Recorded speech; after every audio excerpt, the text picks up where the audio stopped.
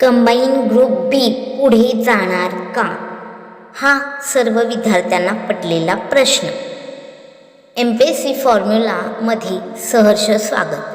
तर मित्रांनो, आज आपण बोलणार आहोत की कंबाईन एक्झाम ग्रुप बी 8 जानेवारीला होणारी एक्झाम होणार आहे की नाही.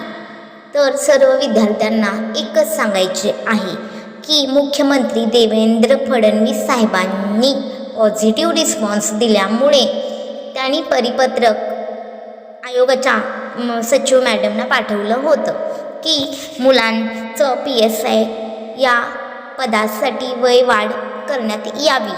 पण सचिव मॅडमनी सरकारला परत पत्र केलं आहे की फक्त PSI ह्या एका पदासाठी आम्ही वय वाढ देऊ शकत नाही. ग्रुप बीमध्ये जी पदे येतात त्या सर्व पदांना हा नियम लागू होईल आणि त्यांनी तसा निर्णय तुम्ही द्या. सरकारकडून जो निर्णय येईल त्याचा विचार करून आम्ही 5 जानेवारीची परीक्षा ही घेऊ शकणार नाही.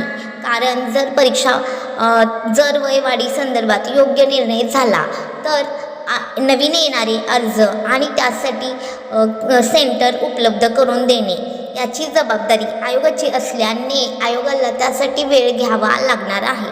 म्हणून मॅडमनी पत्रामध्ये स्पष्ट उल्लेख केला आहे की जर तुम्हाला वय वाढवून द्यायचे असेल तर तुम्ही तसा निर्णय आम्हाला सांगा आणि त्या निर्णयानुसार 5 जानेवारीची परीक्षा ही घेता येणार नाही. तर मुलांनो, मुख्यमंत्री साहेबांचा एज वाढी संदर्भात जो मुद्दा आहे तो पॉझिटिव्ह असल्या कारणाने ते या मुद्द्यावरती पॉझिटिव्ह असाच रिस्पॉन्स देतील आणि त्यातून तुमचा जो प्रश्न पडलेला आहे की 5 जानेवारीला एक्झाम होईल की नाही, तर या संदर्भात बोलायचं झालं तर 5 जानेवारीची एक्झाम ही शक्यता कमी वाटते. तरी देखील मुलांना एकच सांगणे असेल की 5 जानेवारीचा जो तुम्ही अभ्यास करत आहात 20-15 दिवस राहिले म्हणून, तर तोच सातत्याने तसंच चालू ठेवा. आयोगाकडून प्रसिद्ध पत्रक ज्यावेळेस आपल्याला उपलब्ध होईल आणि त्यामध्ये स्पष्ट उल्लेख केला असेल की 5 जानेवारीची एक्झाम ही पोस्टपोन करण्यात आलेली आहे, तेव्हा तुम्ही त्यावर विचार करा. पण तुमचा अभ्यासात कुठेही खंड पडू देऊ नका.